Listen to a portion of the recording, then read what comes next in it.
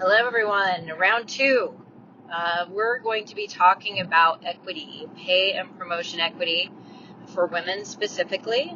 There's other variables out there, but I'm going to focus on that. I just got done launching we have 4 Tech Moms cohorts running right now, so I've got a little time driving back from Weber State and looking forward to launching this while I've got a little bit of a drive. But I am being safe, I promise, as I get going. So I'm going to kind of ramble a little bit, but hopefully it's beneficial as we get going here.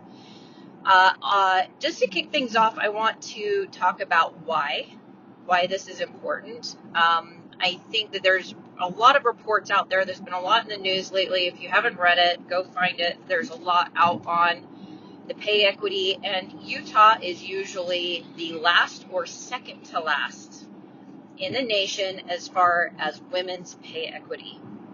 And so I want to touch on a few points as to why that might be happening. There's a lot at play here. Dr. Madsen, if you want to really dig into this subject, has done a ton of research on it. There's a lot out there. But where I'd like to start is why. As leaders, we should be able to engage, hire, promote, and retain our diverse teams equally.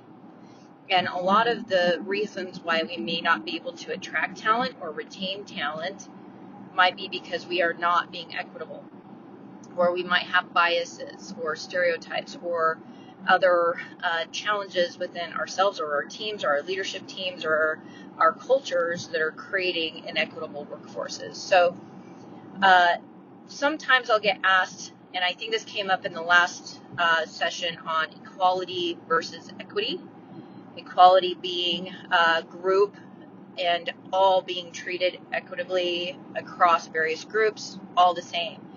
What we need to recognize, and what we're going to focus on is equity, is that people are coming from various places, various life experiences, and there's this idea of privilege that we sometimes don't have to deal with the same things, and so that gives us a more opportunities than others. And so it's up to us to be able to look at where we can create more equity in our workforces and where we may have gaps. And so we're going to talk about where this may play into hiring, promotion, and other areas. So that's where we're going to focus this session, and I'll probably do 2 or 3 little videos, and then we can have a discussion about it going forward. Okay, first video, we're going to talk about hiring. From the very beginning, when we start to hire for women in the workforce, there's a natural tendency to ask this question of, what were you making before?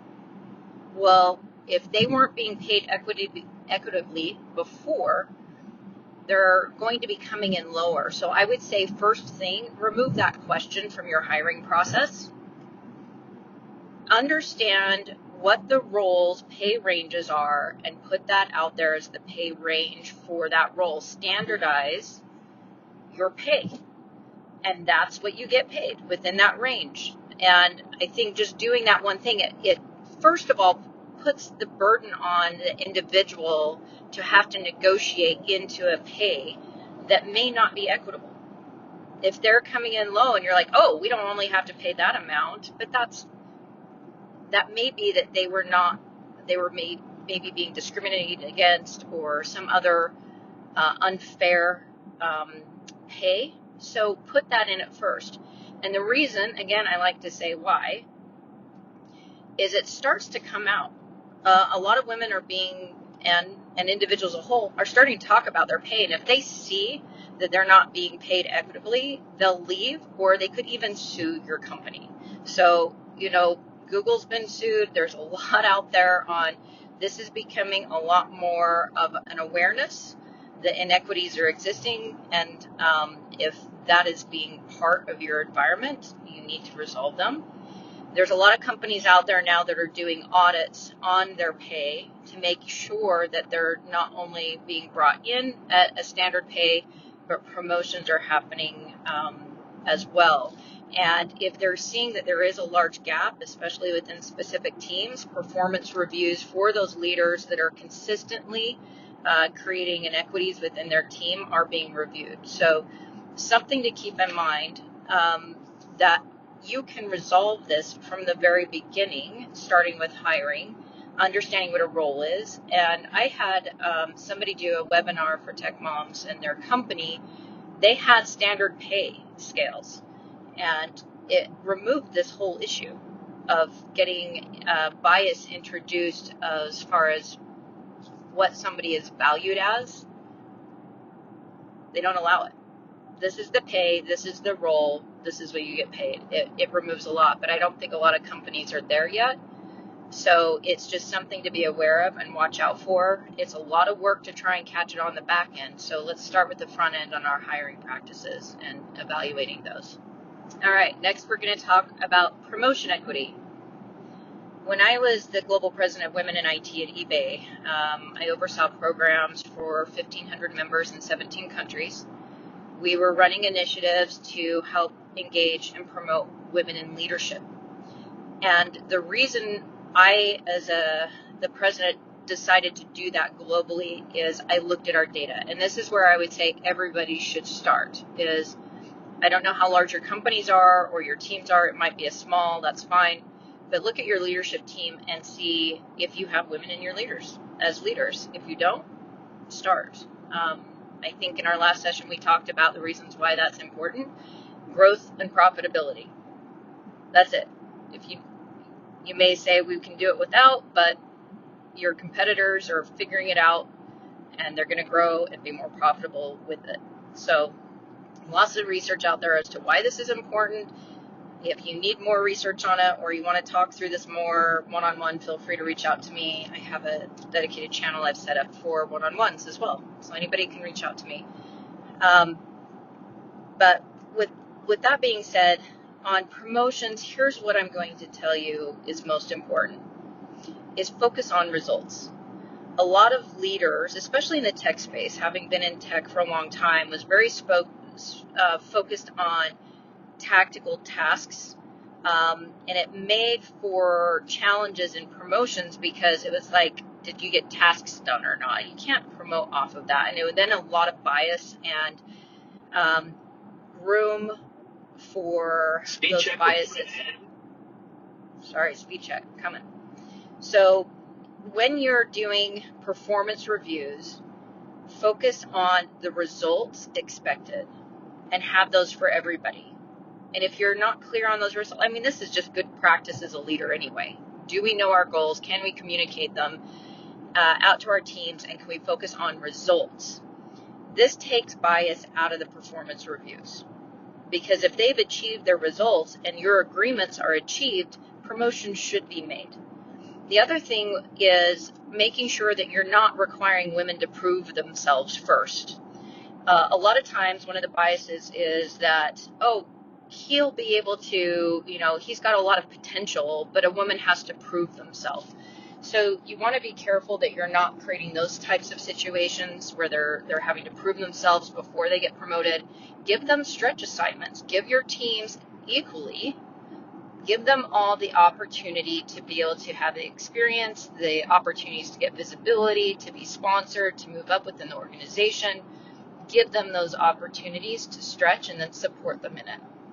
So promotion, the number one thing I would say start with, there's always more we could discuss here, open to questions on it, is just results-focused leadership helps alleviate a lot of the issues that we see in promotion equity.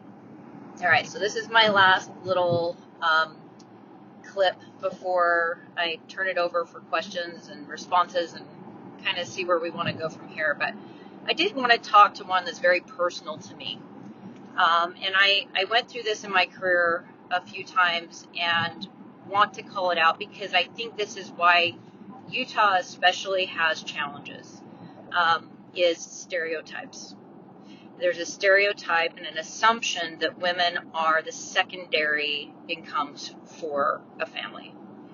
Twice in my career, I was told, Trina, you didn't get that promotion because he has a family to provide for.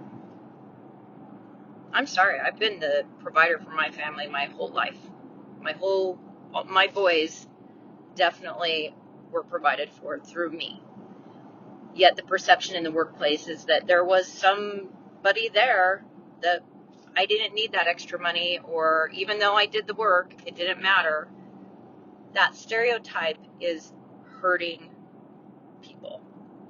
It's somehow we have this idea that their children are more valuable than my children, my family. And that was hurtful. And it wasn't just, this is over decades of working in the tech space, but I've had this come up with our tech moms over the last year. This isn't gone away. This isn't old thinking. This is still happening. This assumption that women don't need to make as much money is wrong. And there was another situation, I can't remember if I mentioned this before, but where my own son came and said, Mom, if you keep giving all the jobs to women, there won't be enough for the men. This scarcity mentality is still being perpetuated of a us versus them, that there's not enough room or space, and so we have to give it to the men instead of the women. It's one we may not consciously be aware of. We may do it subconsciously. We may be looking at promoting those that we feel are more like us. We feel more comfortable in being around others that are like us. So we need to be very careful and conscientious that this isn't happening within our work environments, and kind of just keep an eye out for it. It's going to be subtle. It's not going to be in your face maybe every time of that's why they're not getting promoted. But in your review sessions or promotion cycles, when you're having what I like to call the promotion battle and people are sponsoring other people to be promoted, are you hearing that women are being brought up as opportunities for promotion? If you're not, take a deeper dive and look into it further.